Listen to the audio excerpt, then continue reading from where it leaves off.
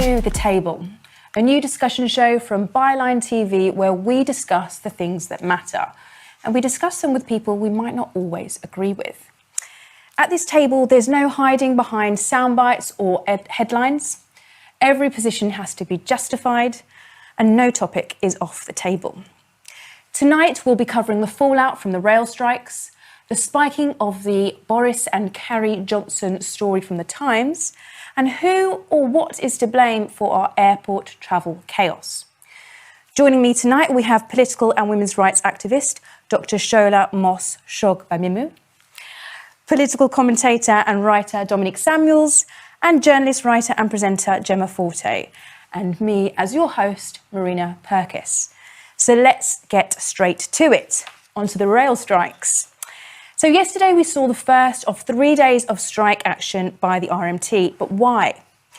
RMT boss Mick Lynch is pushing for a pay rise of at least 7% in line with the cost of living, as well as protecting jobs and pensions, which are all now vulnerable because of government slashing the budget to National Rail and TfL by $4 billion. So he's been across our screens. He's been hard to miss, actually. So here we'll have a clip of him getting a bit of a grilling in our media this week.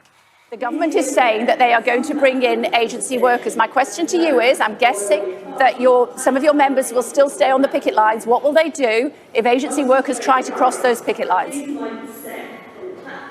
Well, we will picket them. What do you think we'll do? We run a picket line and we'll ask them not to go to work.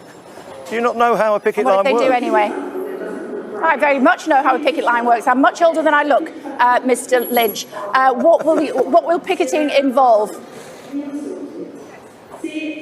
Well, you can see what picketing involves. I can't believe this line of questioning.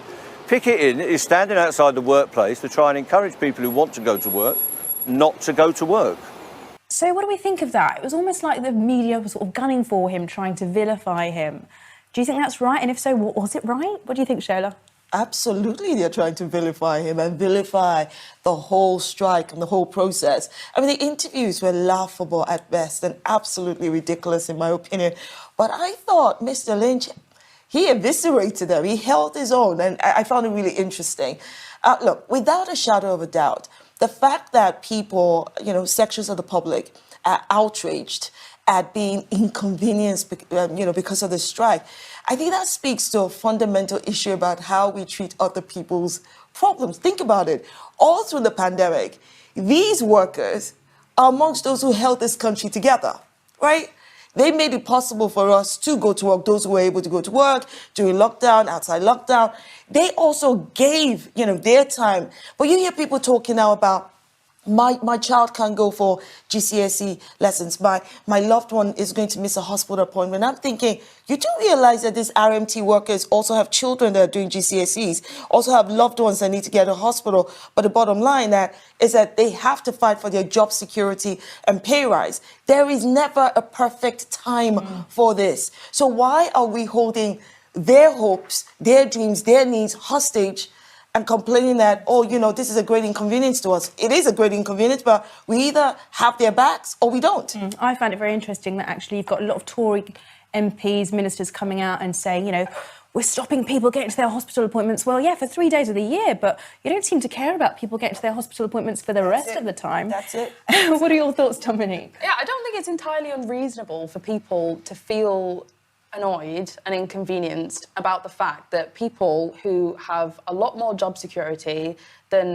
the rest of the British workforce, let's just be honest, the government spent billions making sure that rail workers could actually keep their jobs during the pandemic. Yes, they incurred a pay freeze, but in comparison to other workers across the economy that are not public sector, rail workers are paid pretty well in comparison. Whilst I do have sympathies, obviously, about wages, I think in comparison, you do have to put things into perspective. They've been able to keep their jobs. They're obviously striking for more money, but you've got people that throughout the pandemic and over lockdowns were not able to work, were not able to see their loved ones.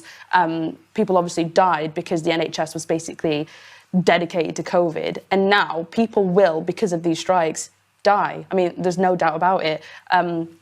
the other day, a surgeon was saying that several surgeries, some of them life-threatening, have had to be cancelled because of these strikes. So I don't think it's entirely unreasonable for people to feel as though this is perhaps unreasonable when A, they've had more job security, and B, people are going to effectively die as a result of these strikes. I agree that people are going to feel, inconvenienced.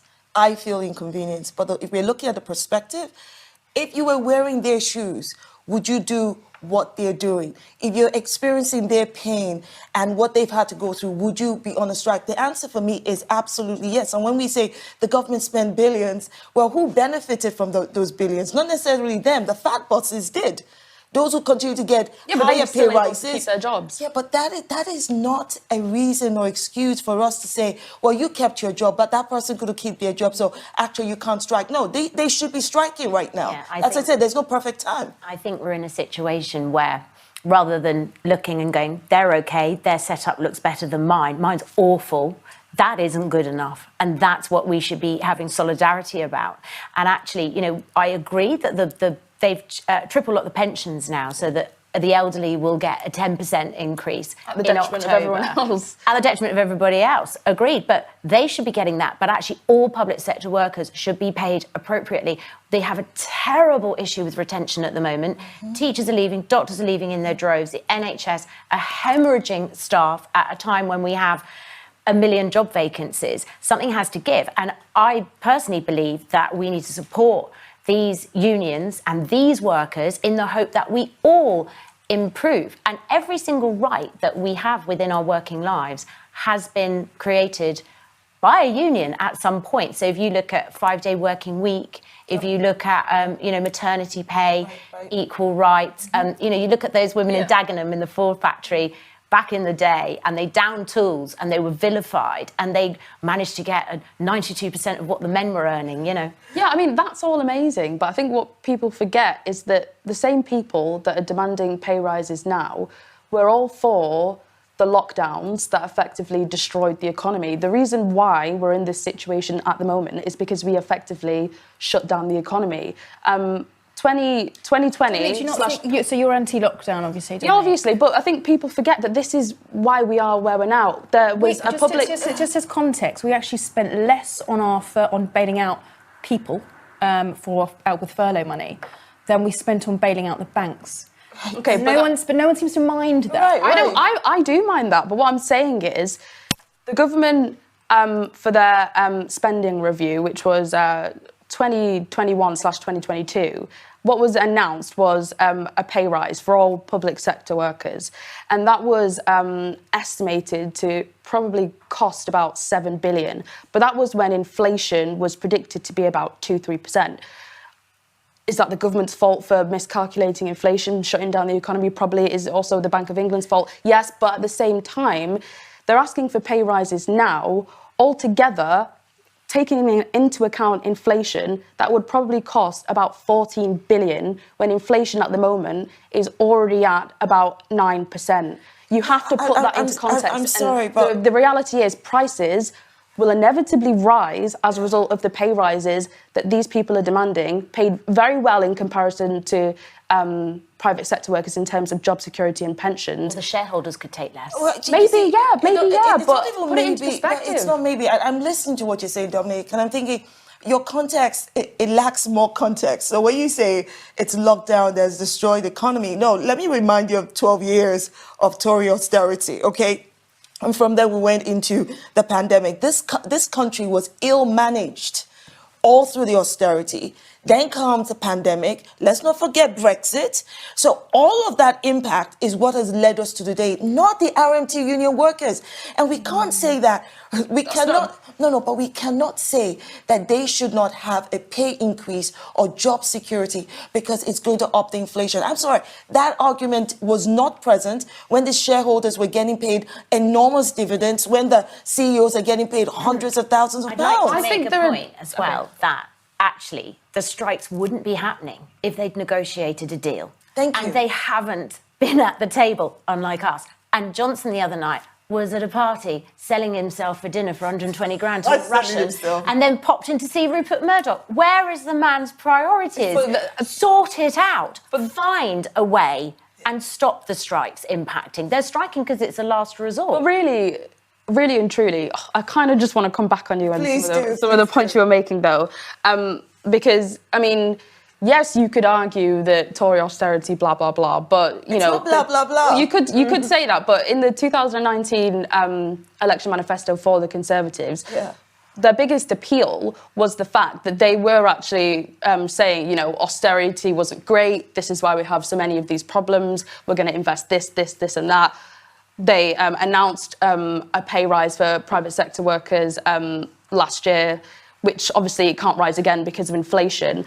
But lockdown has had a specific impact. No, Sorry, Dominique, Dominique, we need to bear in mind. But it's factually incorrect to say that that's we need to not also true. address. You're talking about the manifesto again, and you're talking about after the manifesto. This government has not delivered on jack all except, we're going to take you out of Brexit. And then now we can see That's that Brexit... factually incorrect. It has damaged the economy twice as much. Exactly. That's factually. Right, ladies, we could go on for a while. It's factually incorrect that they've not delivered on anything on that manifesto in terms of spending. There's an awful lot. Okay, I think we can probably true. agree there are an awful lot of manifesto promises which have been completely broken. Thank Yes. you. Oh, yeah, of Okay, course. so not everything but Right. lots. Right, moving on.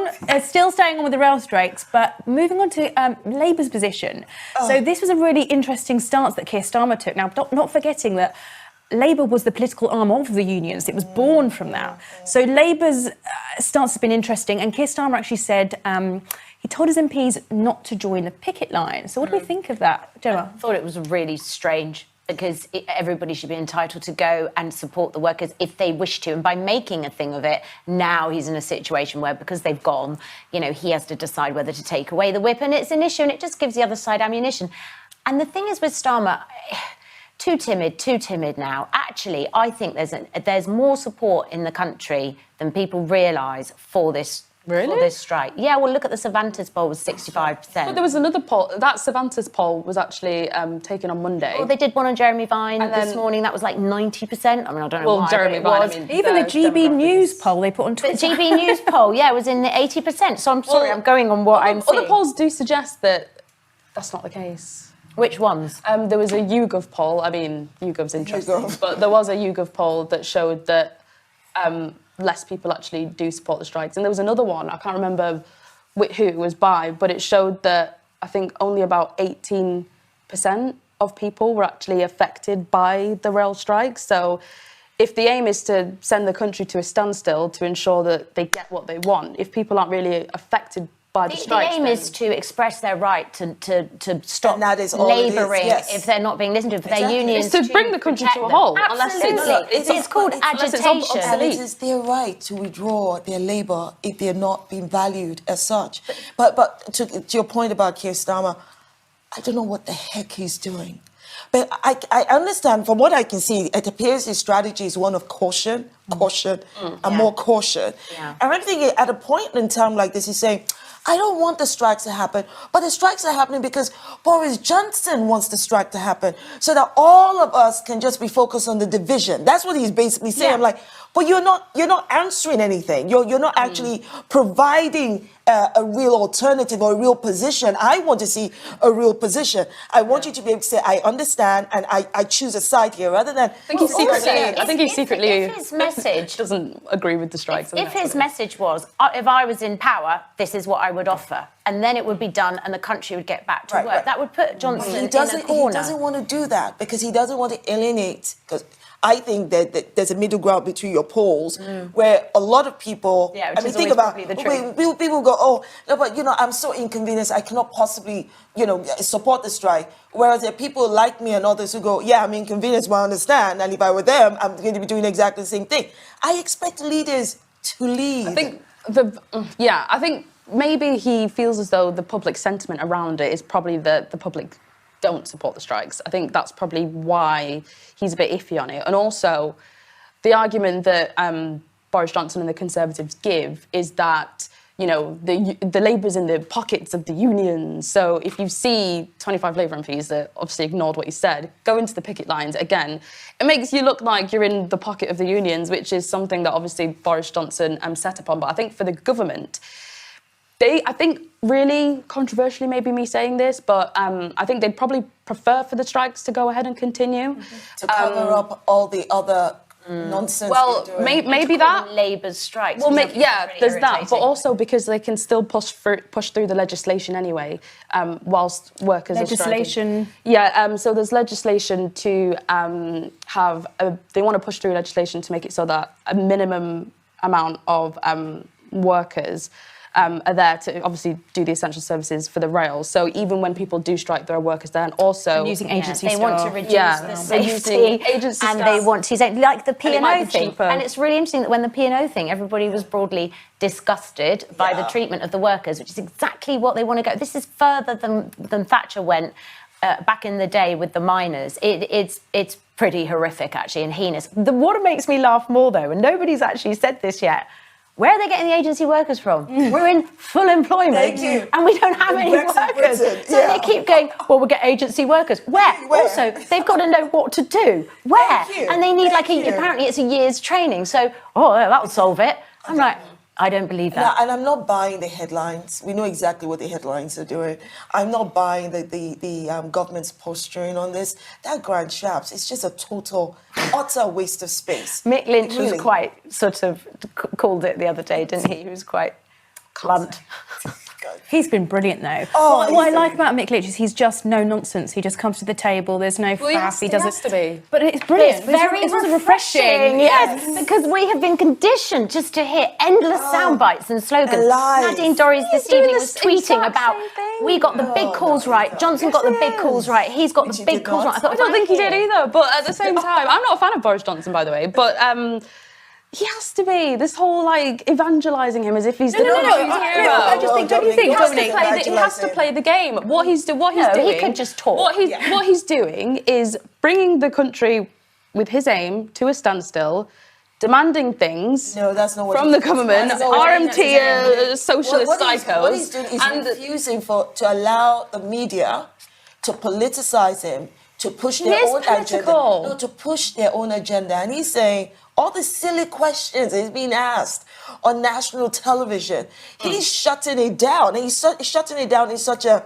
I think the reason why a lot of us resonate with him is because it's like, that's exactly what I would say. Like, what the heck kind of stupid question is that? And that's why it's viewed as a bit of a lefty. It's not lefty. How is that lefty speaking with common sense? straight. It's very tribal. That's just, oh my Very left. goodness. It is tribal, but the people that are hankering No, for this it's sort of tribal. stuff But are this left. tribalism has been now, since this particular government, who I don't think are conservatives at all. I think they're populists, I think they're nationalists. But everything becomes tribal. It's a culture war. And they demonise, whether it's judges, whether it's refugees, whether it's rail workers Whether it's now, women. whether it's doctors at one point with the Jeremy Hunt, whether it's... There's always this section of society, they don't unite, they don't respect, they don't the bring division, together. They need the rhetoric, because that division is where they thrive. Absolutely. Yeah. And So that does is the opposition. They need that division too. I'm not seeing it from the opposition, but switching am. gears, and we're moving what one on is. to...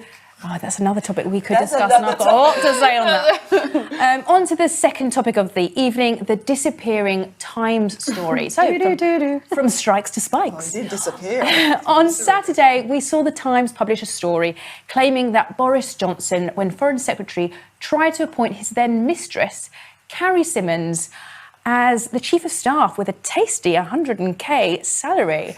But then the story mysteriously disappeared from subsequent prints and online. It's now been confirmed by Number 10 that they did pull the story. So what does this mean for our press freedoms and just democracy in general? What do you think, Dominique? I think this one was really, really weird because, I mean, it seems to be never-ending for Boris Johnson with these stories, and obviously he has a very colourful history when it comes to his mistresses. I think that, look, for the story to be pulled, surely for legal purposes, they didn't have the required proof that it was actually It's been true. confirmed that there was no legal basis for removing the story. there was none Printing whatsoever. it in the Mirror and the Time and other publications. That is concerning. It is the age-old corruption. It was pulled because it's true. It was pulled because look, Anybody who does not believe that Boris Johnson tried to get his then mistress a 100K job needs their head examined, quite frankly. So we know it is Jennifer true. Curie had the Thank you. bung. Yeah. But I think the bottom line here is, and this is to Dominique's point about, it never seems to end with Boris Johnson. And the thing about, this is the liar-in-chief, corrupter-in-chief extraordinaire. This guy was given the keys to the most powerful office in the land. But everybody knew exactly what he was. I'm like, I'm sorry, are you shocked? I think Are you surprised? My issue with it was reading it from a sort of feminist sort of slant. If I was Carrie, I'd just be like, do not go and find me a job. I can do it myself. Especially when he's married. And then I read in one publication, some sort of, I don't know who it was, some sort of, unnamed source said, this is the thing with Johnson, he always tries to find something for his women to do and put them in a cupboard. That was the quote. Let's take a step back here. Okay, I don't know really much about Carrie Simmons, and I don't know what she said, what she's done, she's not done. But a part of me can't believe that she was not aware, was trying to get her job and was not part and parcel of that decision making. So please, people. And look, she married the guy, which for me is a whole lot of demotion. That's a demotion right there, right? So I'm not here to pass judgment on her choice of spouse. But my thing is, she was part of this. He is part of it. He abused the public office. Maybe this is the point, is trying to keep her out of it, because maybe she's not fair game.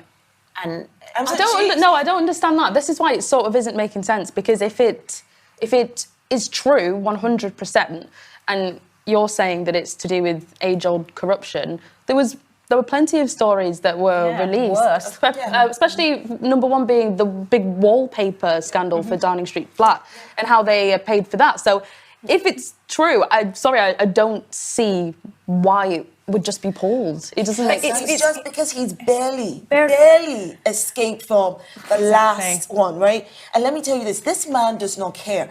All of these stories, yet there are people in this country who still support him. Who go, well, let's leave Boris alone. You're just a Boris. I get people going, you're just a Boris basher. You don't know what a basher is. He's doing his best. and it is because of people like them and because of the Conservative Party. Because of the media as well. And the media, that he's still in office. But I think it's the media probably for different reasons. But my point is, if this man had an iota of integrity, a modicum of trustworthiness, even just, he's adverse to the truth. He's allergic to the truth. Well, he would have left office, but he did not. Big day coming up. How many times have I said to myself, well, if these by-elections don't go his way, maybe that will be it. I've stopped thinking that. He'll be there forever. I'm starting to think, he'll be there for 15 years. His time is ticking, though, definitely. Let's just steer back to the original point around what this means for our press freedom, because it sounds like there was no legal reason to pull this. So, in that case, it means the Times just folded under pressure or whatever it is. We know that the government is in bed with our media. We're seeing things like the BBC. What kind of... Sorry. It's a revolving door. I'm going to have to just... It's a revolving door between our media and the government. What kind of... I would agree... The Daily one Mail? element. Right, yeah, that's what we're talking about. What kind of media? Because if we're talking about broadcast media, it's no. So an awful lot of the right-wing papers. We've got Murdoch, we've got the Barclay brothers. Absolutely. And then even if you look... we need a distinction. Let me also bring in then the BBC. Let's not pretend that we're not seeing what's happening to the BBC. Are you on a different planet to me? No, actually, I'm about to ask you if you're on a different planet. You think the BBC is in bed with the government? I see the BBC refuse to state out clear things that the government is doing, using words that they ought to use to point out that this man, the Prime Minister, has lied. He has done this. They've done that. It's about the booing thing. It's about the booing thing. The BBC went out live and then it went out edited out. Yeah, exactly. The BBC has been on Boris's neck since the day he was elected. Can I just say, they've reported stuff. Just reported stuff. Even with Brexit, they demonstrated that they were biased against Brexit. Let's not get into Brexit. There's almost been a boycott of the word Brexit. Actually, the Scottish press, I think it was the National Scot, there was a segment where they shot to an industry, I think it was farming or what have you, and the original piece, they actually talked about how Brexit had hammered their business. And the piece that was used in the BBC... Of course they would. they And would. then the bit that was used by the BBC actually took out the bit referencing Because the how BBC Brexit- has been shown to what be did they- incredibly biased against Brexit. That's probably No, why no, they feel no, as oh though Can they we have just to have maybe say maybe they're doing their job due well because you diligence. think they're biased that way and I think No, they're biased the other way, so studies, maybe they're getting it There's- right. Yeah. By the thing, by a think tank called Civitas, they found based upon Beware the think tank. studies of the, for example, Question Time, the radio shows that they've done. On average, they would have more anti-Brexit people on their show than pro-Brexit people. And what that does is it creates a narrative that isn't necessarily How many times did they have reflective Nigel of the public Farage on mood. BBC Yeah, I Question know. Time? I'm sorry. Clearly, we are. That doesn't mean that but they're the point here biased is Yeah, we this towards. isn't- can all I don't know what you guys we are talking can all about. see the BBC and the right-wing media, whether Where? they do this. Okay, and the way they report here's it an example. And what they The refuse to Daily report. Mail, right, when Partygate Print, broke yeah. in print. Yeah, right, no, they've been they were biased towards the PM. There's a war on, That's look at true. Ukraine, and then they did 13 concurrent That's front true. pages about Keir Starmer drinking a beer. But the point is that is true. You've got the Telegraph, you've got the Daily Mail, you've got Express. obviously the Express. But in broadcast media, and bear in mind, over time, the amount of people buying newspapers has severely decreased. Broadcast media is overwhelmingly left-wing. It just is. And that's why No, you've it's seen the not. advent of things like Talk TV. No, and you've it's seen the not. advent of things like GB News. Yeah. The BBC, Who are on Jeremy the right? Vine Is that what Show, you're Good saying? Morning Britain. There is a very obvious slant. And to pretend that there isn't, I think you're delusional. You go on these shows and I'll go on with you. Yeah. I'm not sitting there with Marina. They go out of their way, and I think it's really unfair on the producers. They like No. they cherry pick people to create certain narratives. I'm not going like to. Farage and people, funded by dark money think tank. I've been on Ooh, I go on with right-wing conspiracy people. theorist there, Marina. No, it's So I not- think it's not that's I don't know how you don't see it, Dominic. I don't know how you don't see it. I see for a fact that a lot of the TV broadcast media Is- that we see. No. I see that they often make a concerted effort not to report the whole truth and nothing but the truth. know. And when they do report it, it takes a while.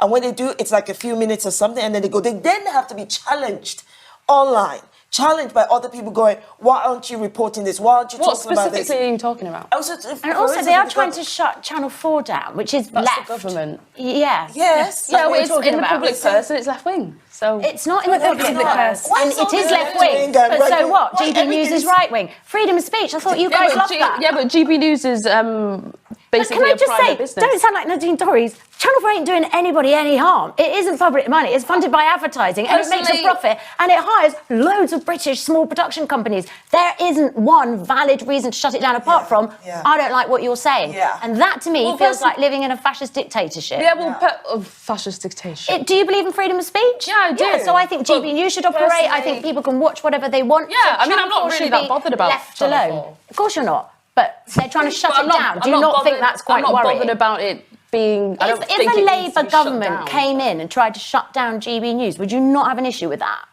They wouldn't be able to shut it down. Right, but I'm saying I'm trying to give you a hypothetical example of why you should be more worried that the government are trying to shut down a TV station for no reason. So, for example, It the employs loads of British So, if you're so people. concerned about freedom of speech, okay, and you're concerned about Channel 4 being shut down, are you concerned about the online harms bill?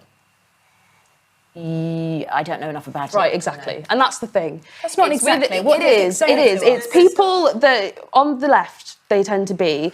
That Obsessed with left. I'm sorry, it's true. I'm not even affiliated to a party. You want? We can pretend. such- We can this is pretend there's not three Well, you know, left-wing it's like a people dog whistle, against one. where you keep going Against one left person that's on the and right. You can pretend But that it's a doesn't dog exist. whistle. It's like but you it's use the word there. left, which means all of the negative rhetoric that comes with left is immediately attached. Because you want to admit things that are obvious to avoid accountability. Tell us Me, about- tell us avoid about the- accountability tell us when I'm about- always holding people to account. tell us You're about- trying to avoid accountability. Tell look. us about I the never online avoid harms bill that. and what's concerning you about it. But so with the online harms bill, which I haven't heard the left say anything about, organisations like Big Brother Watch have been absolutely amazing on this because they are actually trying to preserve our civil liberties. The online harms bill basically seeks to force social media companies to ban speech that is deemed legal but harmful, and things that are deemed legal, but Okay, I have misinformation. heard about this, and I did think it sounded worrying, because weirdly, I met a bongo player at a petrol station. True story. It is worrying. Whose sister is working on it, and he was telling me, and so you know what? I'm not closed-minded, Dominique. I will look into this, and I will gen up. Yeah. I don't know why you think that if that is a worry, then that's a worry too. Okay, but you said I don't should put be everything concerned in a about Channel 4, compartment. so you should be No, concerned I about don't think I did. the online I don't care if you advice, are. but you did You say are. anything that I said impacts- not about Channel 4. You shouldn't be concerned about Channel 4. I said about the government trying Yes. to shut down a TV station they don't like. Yeah, That's very so different. You should be concerned about the government basically trying to force I'm very concerned social about media everything companies, this government's doing, threatening them with fines and actually prison for not shutting down speech that subjective people deem misinformation. Yeah, that sounds I think we're probably all in agreement that this is awful. Well, I'd love to hear you guys talk more about it. Next week, perhaps. Yeah. Right. That would be Just amazing. going back to the story about Carrie Johnson and Boris Johnson. Oh, yeah. That's where we started.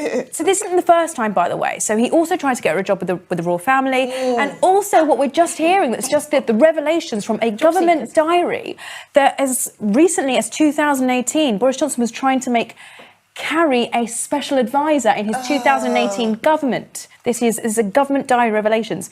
So what do we make of this? I mean, the Telegraph tried to come out with a story saying, is Carrie Johnson our Evita? Because obviously Evita was in a similar position, given positions by her husband, perhaps. What do we think of this? Is it just off the table? There's an awful lot of nepotism we see going on. My goodness. What do we think? The point is we shouldn't be having this conversation because this man should be out of office, period. That's the reality. And all we are seeing right now is not only are we being gaslighted as a nation, we are being given a heavy backhanded slap every single time this man breaches every integrity value that we hold dear in that office. He reduces the Prime Minister's office into absolutely nothing. So actually, talking about Carrie, not talking about Carrie, talking about Jennifer and everything, it's actually irrelevant. What we should be talking about is get this man out. He's committed enough. It's just such a pile of stench. It just feels like I just had that tiny Human little bit dung. of stench on top, and you Human can't take dung, my anymore. darling. The worst kind of. But surely the issue is, for many people up and down the country, is that Boris Johnson isn't the best, but the alternative is worse. That's what people up and down the country Dominique, think. I think it's interesting that you use And that I narrative. personally don't subscribe to it, but I'm just, for balance here, I'm just presenting. The opposition Can we respond to that? I understand you don't subscribe to that, but because that is a whole load of nonsense people say all the time. When they go, what is the alternative? What is your alternative to rubbish? What is your alternative to the lowest of the low? Are you kidding me? I mean, even if Keir Starmer does not rock your boat, even if he or is it Ed Davey or any of the other people, they come across as people that you can hold to account, that you can say, no, you need to leave the office, you must go. But this man, who we have tried, and because through his political power and Conservative Party has not left the office, he's the worst of the worst. Look, at this stage of our political, post-Brexit Britain, which is quite frankly hell right now, the alternative to Boris Johnson should be a decent, just anyone really, human being. Just no. But you see, I would not take that to France, so not anyone. But it should be a decent human being who understands the value of truth, transparency, and accountability. People that we can hold to account. Just also, and I kick think out when we don't want them. when things happen, the way that this lot operate is people strike, oh, don't like that, stop the strikes, change the legislation. Oh, don't like protests, or don't like protest, that's a bit noisy, change legislation, make it illegal. Oh, don't like refugees, well, oh, want to send them to Rwanda, we can't. Oh, break the law, change the law, put tags on them, can't do that. Oh, I don't like you lefty lawyers, change that. It's like, oh, I've broken the law in Parliament, so I've lied, change the record. No, you've got an ethics advisor, get out. It's not going to replace Don't be one of those. It's just like, it's just a criminal in charge of the law. And you know what I think is really interesting as well, and I think Boris Johnson is obviously from immense wealth and privilege, and so we overlook all of this. But if Boris Johnson were just your average guy, that ethics advisor, get him out. And he had the background he had the personal life that he had been sacked as many times as he had, he'd been caught lying. 6, 9. He would not get anywhere near this role, and yet we are blinkered in this country because we hear these posh accents and we think it means intelligence. We think it means they're better than us. And I used to think that until I was about in my 20s. I thought people with a posh accent were just better than me.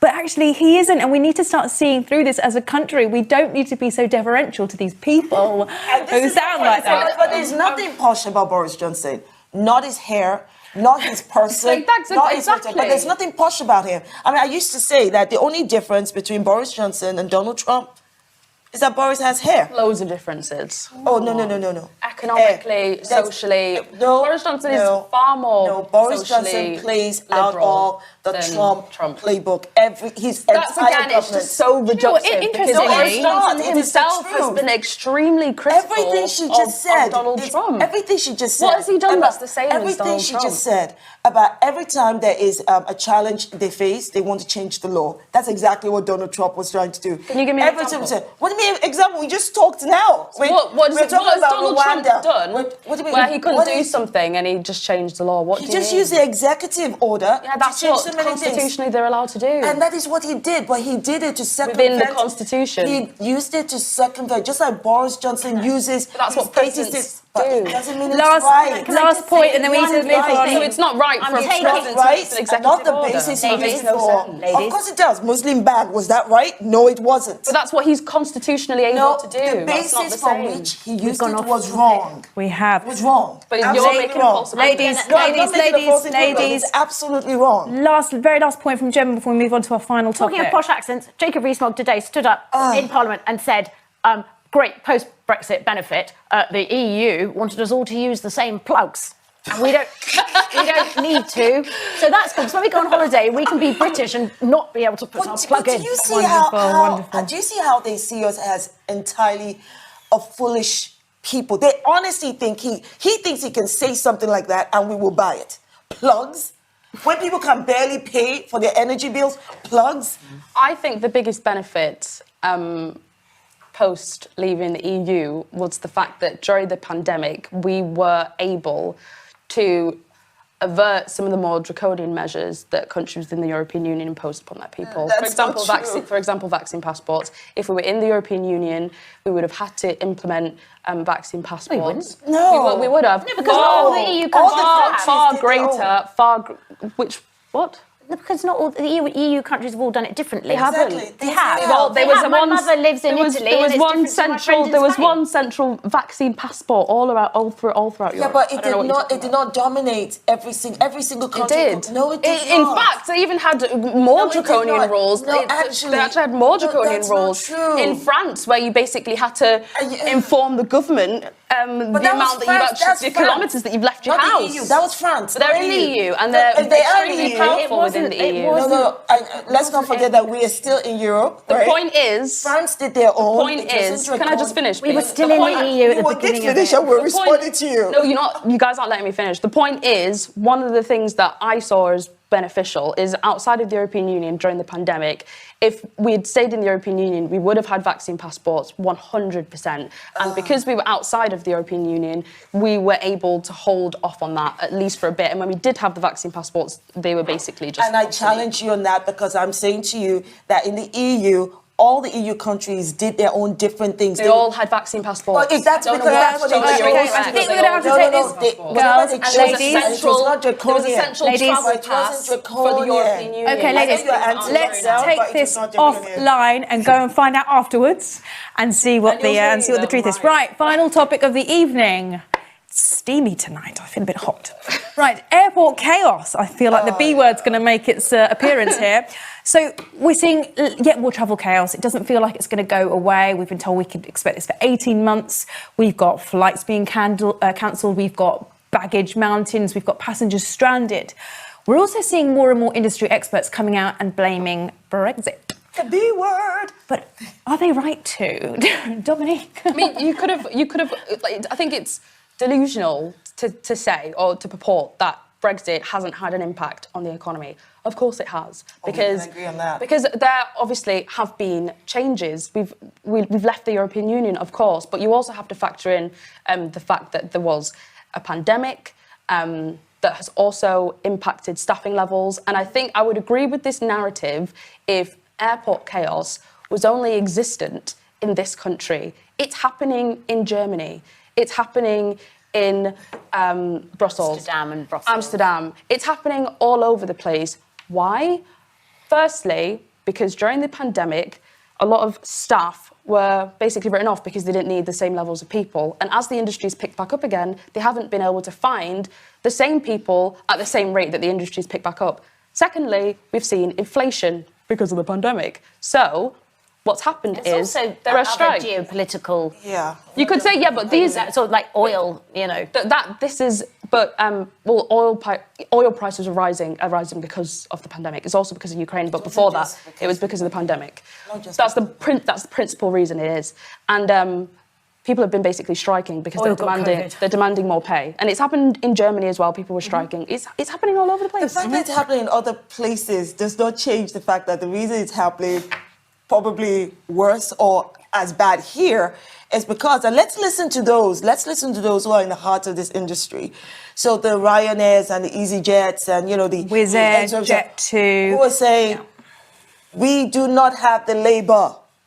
And we can't. I mean, EasyJet said they had to turn down 8,000 applications, right? Because of Ryanair, yeah. No. EasyJet as well. Oh, because Ryanair also, yeah. Thousands of applications. Absolutely. Can't get them in. But they say, and the British people are not applying for these jobs. So those jobs that they need for the baggage handling, for the security and all of that, the British people are not, you know, they're not applying for the jobs. When normally, pre-Brexit, that shortage would have been covered by EU workers. Surely, if you've got a load of these European people, they're in their countries, not coming to the UK because of big bad Brexit, surely these other European countries would have more than enough people to I tell you, the thing is with the truth of anything that's complicated is it's never one thing, because that's just really simplistic. Precisely. So there's a whole heap of things going on here, and other countries as well have been affected by the fact that they've got low staffing due to COVID, they've got a backlog, or people left and they haven't come back. But it's the pits here, it's awful. So, you know, we've got that. So a lot of workers, well, yeah, it just is a fact. So my friend tried to go to Italy the other day. It was like 19 hours of hell sitting on a tarmac. She still hasn't got a bag on British Airways. And British Airways are now trying to do a deal. They're trying to get the old agency workers. We're going to be hearing a lot of this from other countries. But in Spain, the same thing is happening in Spain.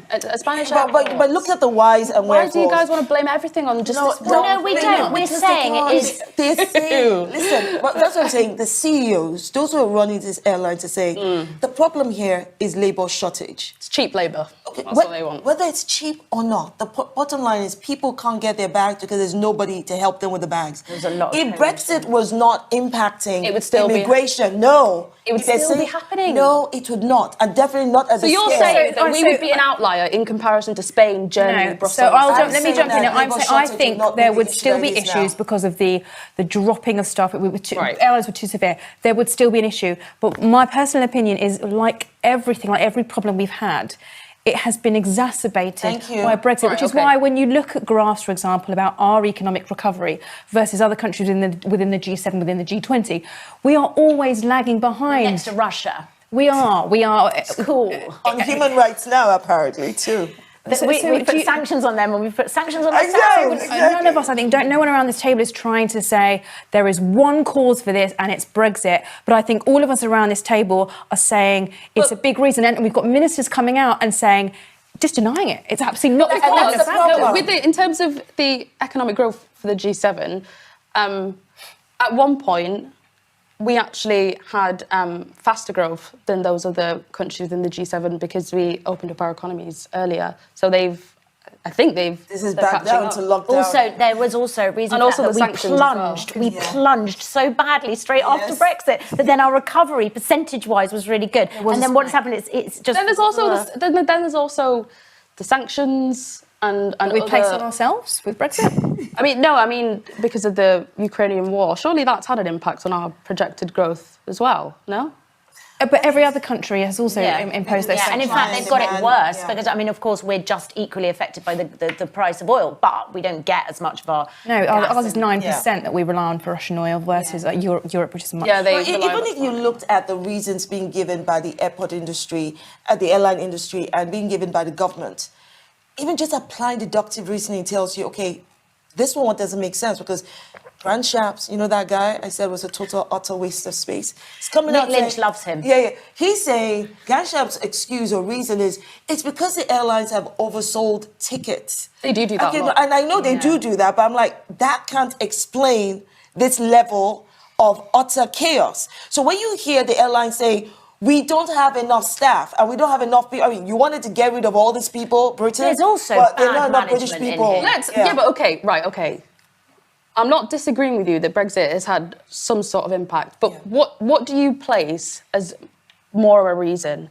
Pandemic or Brexit? Which one's number one? On the labour shortage? Yeah. I would definitely say it's I would say both, but more Brexit. No. I would say both, but more Brexit. What about you? Well, Because it's pandemic both with is the gonna travel stop, because COVID made a lot of people go home and then they haven't come back. But which one is number? Because this is what always happens. I don't think we need to put it in a chart. It's just a we big do, mess. we do, because what people do is that they keep focusing on Brexit when really there are other factors at Brexit play. is Like you responsible. So, said, like, there's- even with the HGV drivers, everyone was like, "Oh, we've got a shortage of HGV drivers because of Brexit." When you actually looked at the facts, yes, it had an impact, but the main reason for that was because of the pandemic. European workers went home and didn't come back. There's also a big thing about not feeling welcome here anymore, and that they have heard for years. No, there is in the NHS particularly, and I've got lots of friends who are medics, etc. And actually, I know it's anecdotal, but listening to a woman on the radio today and just saying, you know, a lot of Polish have just gone, yeah, bye. Then they really did get a lot of bad vibes. they'll be appreciated by their country. I think your analogy answers Dominique's question, and Dominique, you also referred to where you said because of the pandemic, a lot of people went home. So if the pandemic sent people home, Brexit is not letting them come back. That's the point. Yeah. So we know what we know. That is why. I'm sorry, they turned out the 8,000 farmers are applications. burning live pigs because they haven't got anyone to kill them. The fruit is rotting. There are beetroot fields with just beetroots. Not enough labour. We don't have enough labour. And We don't. The British NHS people are have not got applying over. for these jobs. But the answer to that, and of course there are more pressing, there are pressing issues. What is the answer to that? The answer That's the next question. Final question. Okay. There is a clear problem here. How should the government be solving it with the aviation industry? Let's not go into every other obliterated industry. Let's focus on aviation. How should the government be fixing this problem? No, please. I don't think the answer should be we need more cheap foreign labour. Honestly, I just don't think that I wish you just stop using the word cheap. It is because it's cheap foreign. It's cheap foreign labour. So what's your? Because this is right. So interesting. it is the labour. Considering cheap. your view on union movement, so I'm just wondering where you're going. So what are you suggesting that the airlines should be paying people more so British workers are incentivised to work for the aviation? My problem. I mean, we didn't actually get to solutions with the last one. I think that there got full employment. I think I don't believe that, but there should be savings made across the board, and that also includes rail executives. Let's just be honest, because they're also raking it in at a far higher proportion than those working below them. Okay, yes, I agree, and a lot of people would actually agree with that, but we're not talking about that.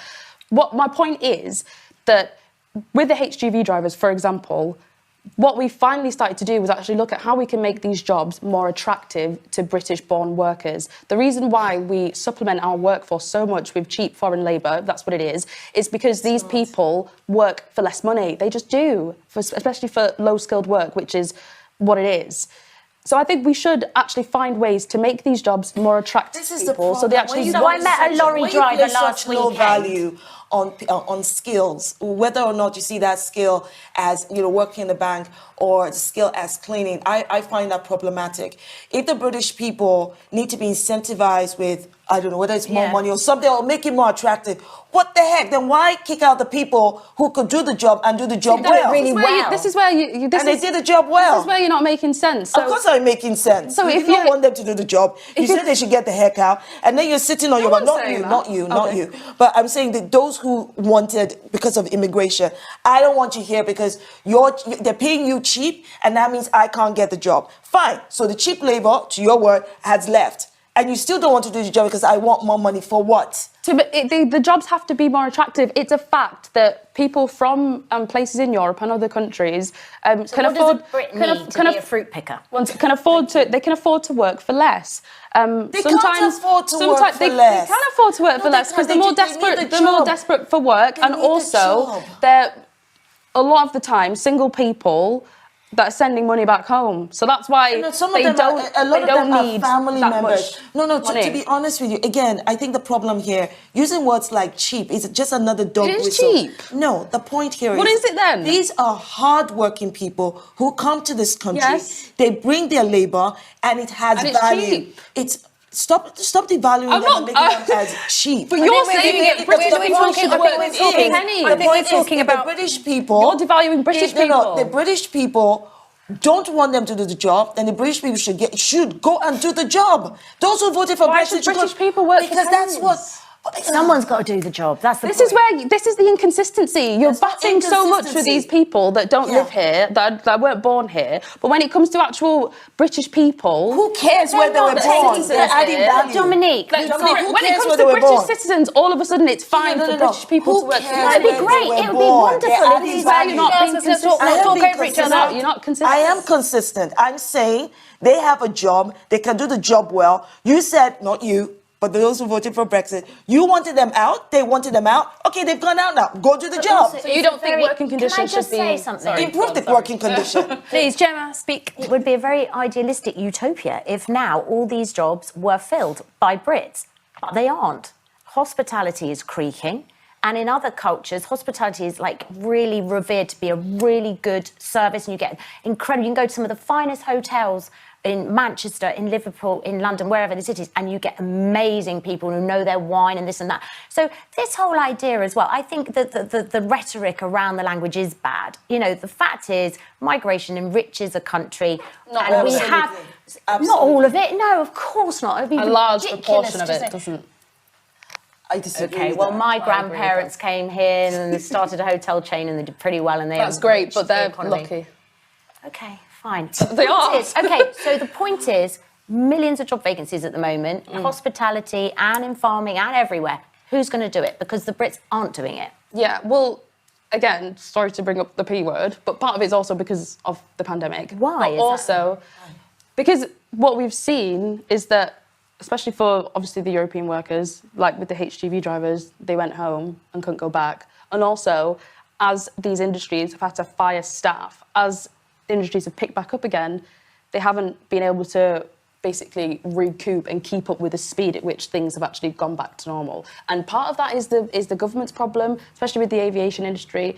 The rules were very muddy, Manchester Airport, and they've got they weren't given much 500 preparation. job vacancies. So if I woke up tomorrow and I'm not employed, which is a massive possibility, I know that I can go there. There's jobs there, but they're not being taken up. By British people. Yeah, no, I think that ultimately probably do have to start looking overseas. Yes. Right, exactly. So what kind of migration becomes okay then? Because the problem is... Because what was good back before was that they could come here and we could also go there. So it was a two-way thing, very close. Thank you. So we're going to go and do a trade deal with Modi or whatever, and loads of Indians can come, which is absolutely fine, but it won't be two-way. So I just... Indians can still come here. No, of course they can. What I'm saying is to fill this gap, part of any trade deal that is going to be done in the future, there will be a big chat about immigration. They will want that. It will be a bargaining chip. Yeah, of course, yes. Right. But what I'm saying is you will inevitably have to fill these spaces up with foreign workers if they're not being filled. But the issue is the government has stalled too much on actually incentivising people into these jobs and actually equipping people with the skills.